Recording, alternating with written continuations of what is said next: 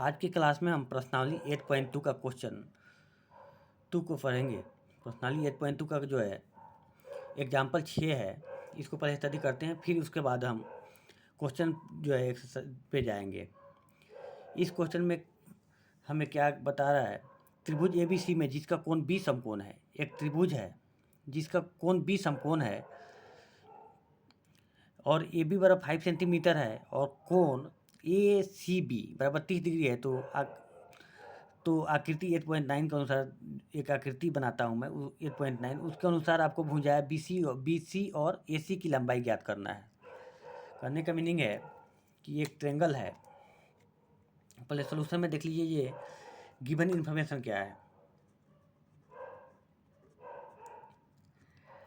ABC में जिसका कोण त्रिभुज ABC है, जिसमें कोण B समकोण है, एक ट्रेंगल बना लेते हैं।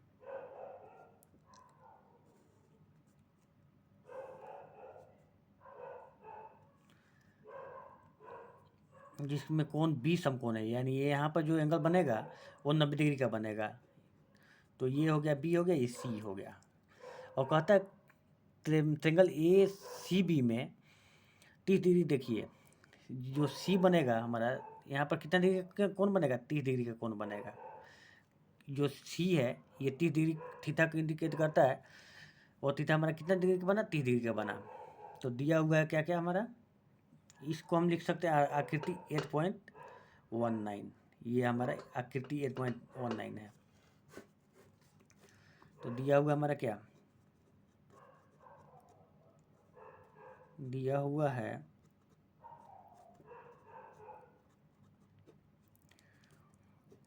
AB इक्वल टू 5 सेंटीमीटर, कोण ACB बराबर 30 डिग्री।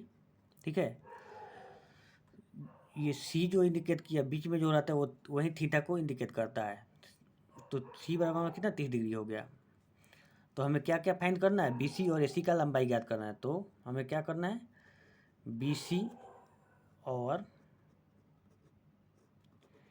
AC इक्वल टू वाट क्या होगा, हमें ये फाइंड आउट करना है। तो चलिए, इसमें हमारा थीटा हमको मालूम हो गया और AB का वैल्यू मालूम हो गया कितना, AB बराबर कितना 5 सेंटीमीटर मालूम हो गया। तो हम टेन थीटा यूज करेंगे।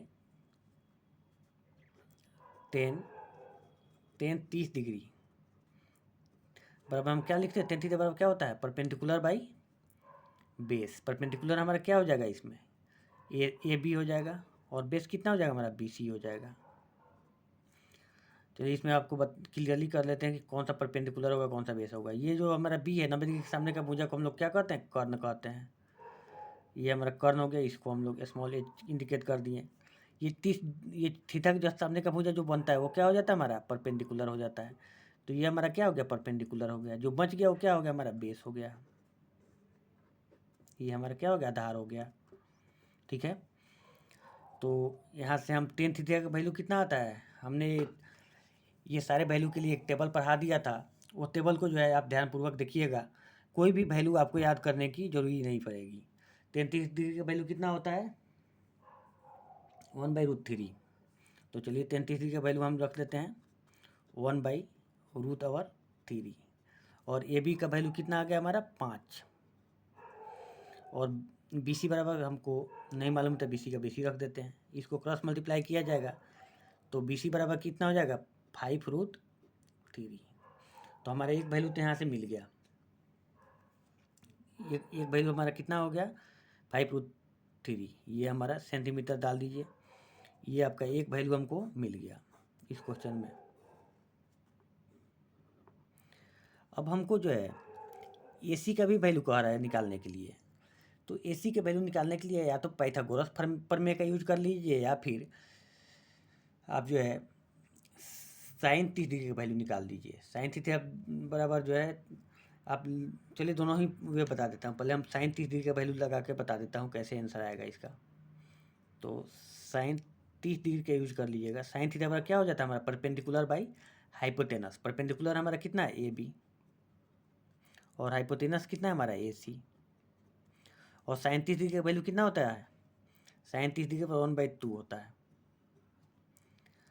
और ए बी का वैल्यू कितना है 5 है, और ए सी का वैल्यू हमको फाइंड आउट करना है, तो ए सी का ए सी लिख देंगे। अब क्रॉस मल्टीप्लाई कीजिएगा, इसको इधर क्रॉस मल्टीप्लाई कीजिएगा तो ए सी बराबर कितना हो जाएगा आपको 10 सेंटीमीटर। यही तो वैल्यू हमको फाइंड आउट करना था, ए बी और ए सी। एक वैल्यू आपका ये हो गया, एक दूसरा ये हो गया।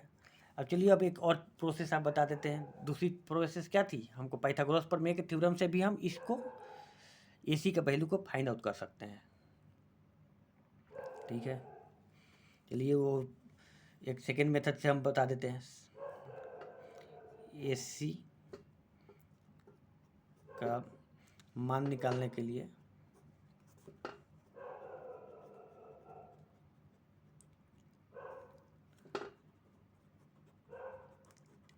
पाइथागोरस प्रमेय से के लिए हम लोग पाइथागोरस प्रमेय करेंगे।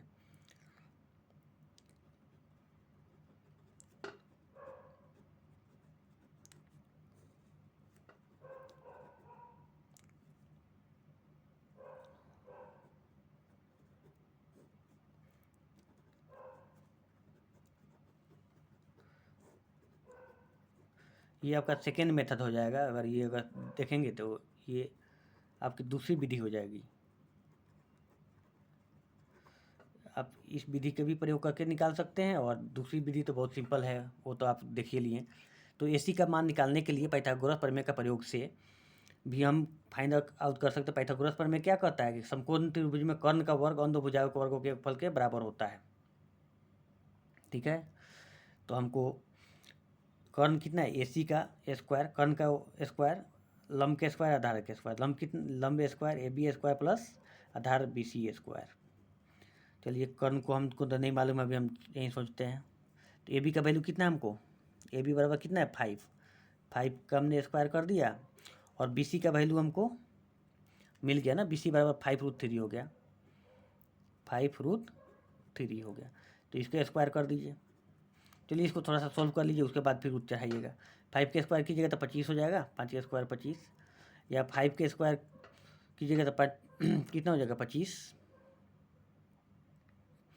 और ये 25 हो जाएगा, और √3 का स्क्वायर किया जाएगा तो ये क्या हमको देगा 3 दे देगा, क्योंकि डबल रूट को हम लोग जैसे ये √3 गुना √3 इसको हम क्या लिखते हैं 3 लिखते हैं, तो ये हमको कितना देगा, ये 3 हो जाएगा। तो इसको हम सिंप्लीफाई कर देंगे तो ये 25 हो जाएगा, और ये 25 यहीं 75 हो जाएगा। इसको जोड़िएगा तो कितना हो जाएगा 100 हो जाएगा, और ए सी स्क्वायर बराबर 100। तो ए सी बराबर क्या हो जाएगा, जैसे स्क्वायर खत्म होगा तो इस पर रूट चढ़ जाएगा, और 100 के रूट को हम लोग क्या लिखते हैं, 100 के रूट को हम लोग अगर लिखे जाएगा तो 10 गुना 10 लिख सकते हैं, और 2 10 है तो इसमें से एक 10 बाहर आएगा, तो हमारा ए सी का वैल्यू कितना आ गया 10 आ गया, 10 सेंटीमीटर हो गया। इस विधि से भी आप सॉल्व कर सकते हैं, देखिए, लेकिन इसमें आपको गुना भाग जोड़ घटाव करना पड़ रहा है। इसमें डायरेक्ट थीटा का वैल्यू रख दिए, आपको आंसर आ गया। तो आप दोनों ही मेथड से इसकी वैल्यू को, ए सी के वैल्यू को फाइंड आउट कर सकते हैं। ए सी जो हमारा क्या है कर्ण है। चलिए ये जो है ना एक्सरसाइज 8.2 का 6ठा नंबर हम लोग एग्जाम्पल को सोल्व किए। कल के क्लास में हम आगे देखेंगे 7वां नंबर एक्सरसाइज का एग्जाम्पल। अगर आपको इसमें जो है कोई इशू जो होता है, वो कोई जो चीज़ नहीं समझ में आ रहा हो, आप हमें कमेंट सेक्शन में बताइए, हम उससे और भी अच्छे से सोल्व करने की कोशिश करेंगे। Thank you, bye.